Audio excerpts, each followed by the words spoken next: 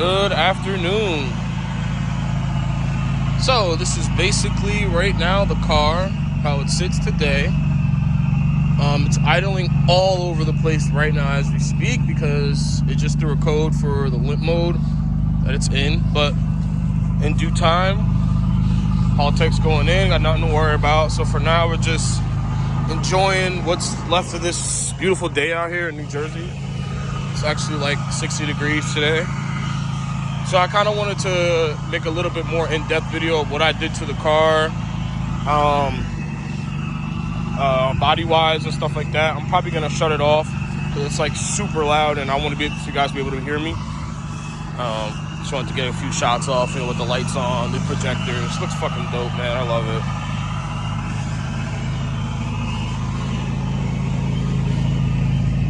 So I'm going to shut it off right now because it's like ridiculously loud and it's like running rich. So we're gonna turn it off. So it's actually a little bit safer that the car is actually in limp mode than that car actually like being like running, driving, able to wide open throttle, all that. Because it's not tuned right now. I don't have the tuned ECU installed right now. So I'm on a stock ECU right now with humongous injectors and no tune. It's a train. So first things first, obviously the car got a full respray, top to bottom. All the old paint was sanded down to the bare metal. I went with the 2002, 2003 Nissan Maxima front end, which is, they call it the 5.5 gen front end swap. As you guys can see, to me, in my opinion, it's a nicer, a little bit more modern front end. And since I already had the 5.5 lights, I wanted to use the 5.5 bumper, 5.5 gen OEM fog lights. Yes, that says Nissan. Those are very expensive and they are made of glass. Not that anybody cares. Whatever. Another train. I went with a Morimoto H6K HID kit, top to bottom. I actually have a, I think it's Diode Dynamics projector. I forgot the name of it. Not the projector, the shroud, the LED that's inside of the shroud. I forgot the exact name of it. I'll get it later. I'll probably put a description in the video. LEDs all over in the front, whatever, basic corny stuff. For the wheel setup, I went with the Nismo 370Z wheels. On the car now, it is 245, 40, 19 all around. The rear has a slight stretch because, as you guys know from my G37, they're 10.5 rears. As you guys can see, there's a lot of space here. Like, I can come down just a little bit more. So it's pretty cool, man. On the outside, this car has a Sorona blue roof wing. Pretty dope. Mad hard to find. Unless Sorona's still in business, I'm not sure. But I know this is pretty hard to find. I've had it for like 10 years and I never installed it. So it's basically just installed with like window weld. Can't really see because, the body shop does a flawless job. Nothing crazy, man. Like, pretty standard. This is where it gets pretty cool.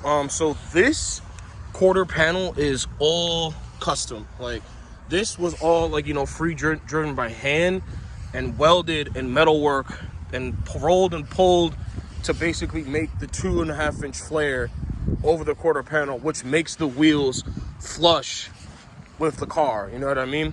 As you guys can see, this car is really not that low. I don't have it lowered like crazy because this car is supercharged and it kind of has to be at an optimal height, so I'm not running through axles, even though I have solid mounts. So it's pretty cool, man. So overall, this is probably my favorite car because it was my first car and I've been through a lot with it, so I'm really happy on how it turned out. Oh, in the front, as for the brakes, I'm not sure if anybody's seen the video. It has the Evo 9 Brembos. They're powder coated Illusion Orange. So they're powder coated Illusion Orange by Need Powder Coating in New Jersey. Shout out to them. They did that pretty quick. I even did like the OEM like Nissan label on it with the Brembo, so it looks like an OEM Nissan brake, even though it's not. Yeah, man, I don't know if you guys care, but I got Nismo. See if we can zoom in here. Nismo OEM caps. Nobody cares about that though. But anyway, as far as the interior goes, it's basically just, this is a custom Nissan Skyline R34, I think, automatic GTT steering wheel. Don't quote me on that, Skyline people. Don't kill me. It's custom carbon to fit the car. Honestly, looking back on it now, I'm not a big fan of the wheel anymore. I think it's a bit much, a bit aggressive for this kind of older classic car. So I think if I found another GTT wheel that was like factory stock, I would just leave it stock and then probably sell this one. I don't know if that sounds crazy, because that wheel was a lot of money. I think it was like $600 or something to get it custom done. And it took forever. I think it took longer to get that wheel done to get this whole entire car painted. Yeah, as you guys can see, I don't have no like BS paint job. Like, all of this was all painted. Like, all the inside was all painted. The door jambs, the inner side skirts, everything, all of this was fresh painted. So I'm going to also talk about a couple other things that was the reason why I actually took this car to the paint booth to begin with. The trunk's a little messy. Sorry, I haven't even touched this thing. I've just been ecstatic and getting it back and driving it. So one day I came out in the morning and this car had a humongous water leak in there. So like, it was literally like a swimming pool in the trunk of my car. I was led to believe that this car was hit, unfortunately, before I ever owned it. And unfortunately, the quarter panel was rusting out, was rotting out. So what they had to do was go in here, clean all the rust out that was in here, re-weld all this, make it clean, OEM. The quarter panel was actually riveted to the car. It wasn't even like welded to the car. It was riveted on, so they had to re-rivet that, or re-weld all that up. Another thing that was pretty messed up with this car was, so this car, the run channel here, I don't even know if I can, there we go. So this run channel, this metal lip here, is all custom made. So it was all routed out here due to the poor install of the quarter panel. So they had to custom make this run channel so this molding would fit in here, the seal. Pretty amazing, yo. Like, there's so many small things they did to this car that I don't even think I realized that, you know. So pretty cool. So, you know, all the inner doors were painted, all of this, like, it's pretty cool, man. I'm real happy how this thing came out. All the moldings, they even put brand new door hinges on, even though I had to get them from work. Like, this thing is like literally like one of one. So really happy, really super happy on how this thing came out. I hope, you know, in the future, you know, when I get the thing retuned, we'll be able to do another dyno day. We'll probably admin. That's my guy. Shout out to Monsef. Everybody knows him. Have my guy Vadim probably do all the wiring. Mad scientist that he is. My fab guy, Kirill. Shout out to him as well. I'm gonna open the hood so you guys can see, just in case if anybody forgot, like, you know, kind of where this car is. Another train. So this car on this setup was the previous setup I got tuned on last January. It was the same setup, Vortec. I had a Blitz ball valve. Now I have a Tile 50 millimeter ball valve. This car does not have an intercooler. Bummer. Has an intake under the car, but that's not an intercooler. That's not what we need. Right now the car is on 15 pounds. It has a 2.87 pulley right here. Can't really see it, but whatever. I'm sorry. Yep, excuse me.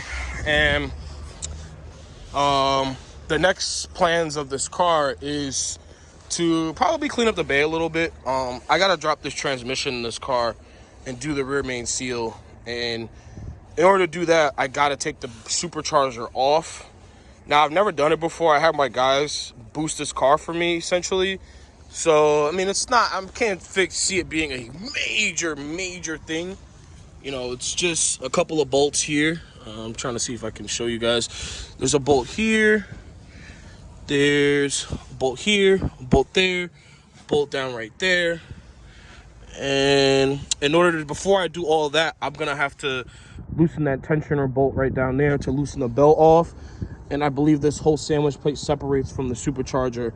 And then, yeah, here we go. There's the Allen bolts right here. Yeah, there they are. So this is it's a great deal of work. So I plan on taking the Saturday off. I plan on taking the Saturday off and possibly starting it and then maybe finishing it like on a Monday, take a Monday off as well.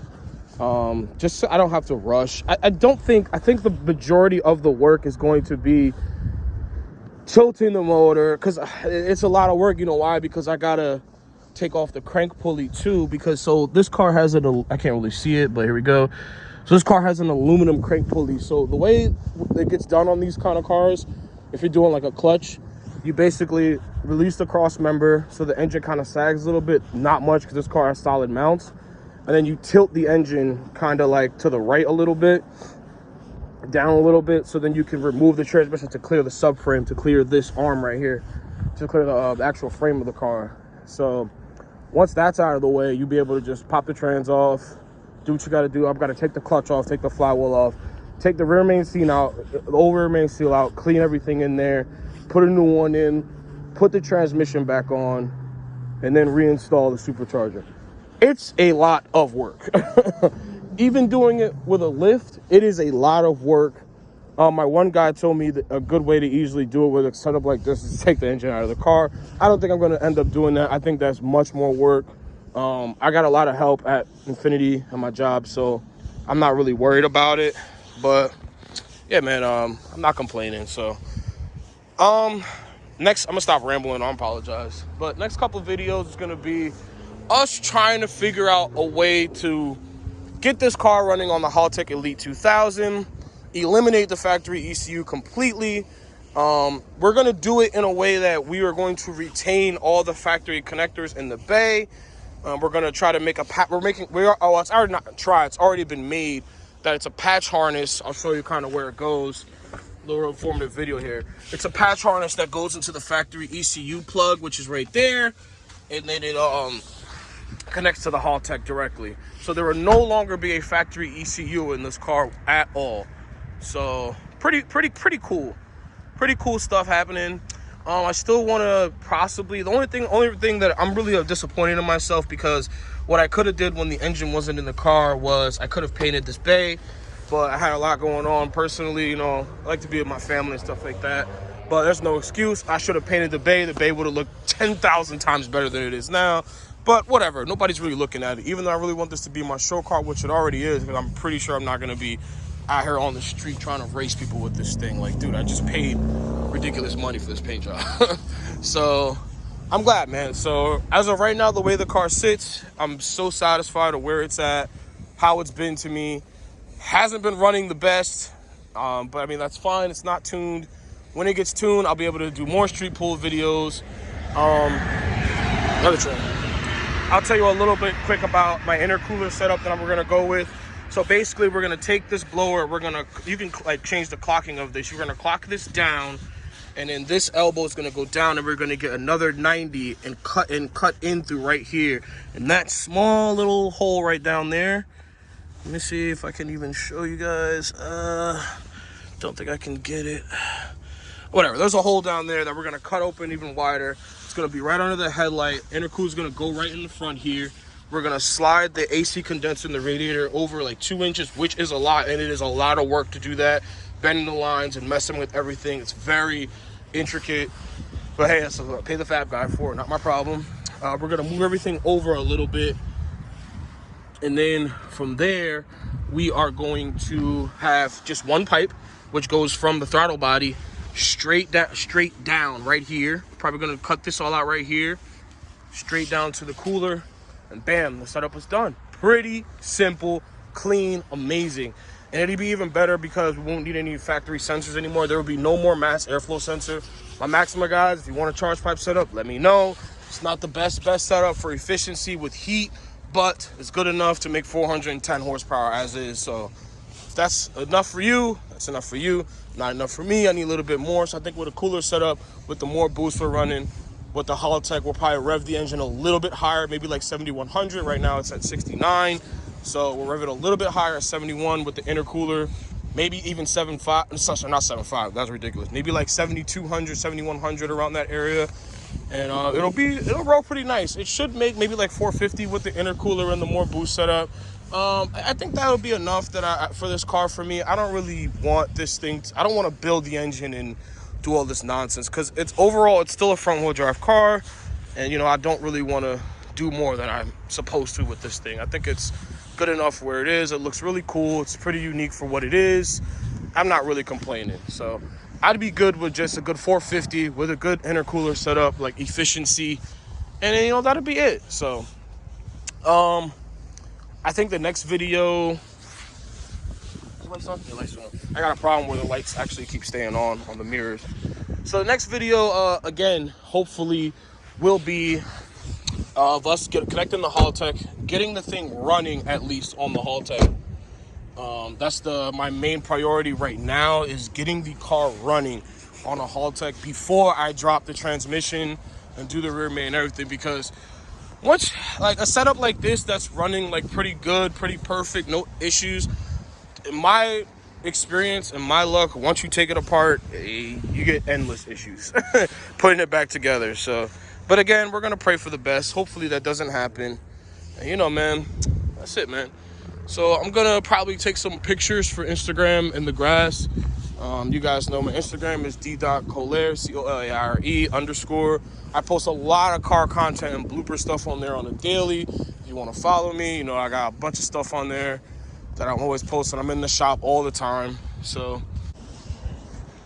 you know, hey man, so I do appreciate you guys, you know, hanging on for dear life and waiting for me to be done with this thing. But yeah, man, here it goes, man. It's perfect, man. I'm really happy. I'm really satisfied. Very blessed. Kind of pissed they peeled one of my tints off, but they took this whole car. I showed you guys some clips, was literally in bones. Like, it was nothing left of the car. So they took everything apart and they put everything back together, and I literally have no problems. Like, so there's a saying, you get what you pay for. You literally get what you pay for in a situation, because this car is perfect and I'm so happy with it. I couldn't find one imperfection on this thing. I was looking everywhere. I had everybody in my shop looking, hey man, let's find this, but there's not one imperfection on this thing. It's perfect. Shouts to AMS Auto Works in New Jersey, Linden, New Jersey, at Diogo, hooking it up. Again, I'm gonna tell you guys, if you guys want a paint job, you can go to him, but you are gonna pay for it. It ain't cheap. It's not cheap at all. So I'm glad, man. So you guys stay tuned next video. I'm gonna take some pictures in the grass over here, even though it's kind of shitty area, but it'll look a lot better. You know, anything looks better with dead grass. So all right, you guys check out the next one. The next post, I think, is gonna be, I guess you guys have to wait and see. We'll see what happens. So I'll catch you guys in the next one. Peace.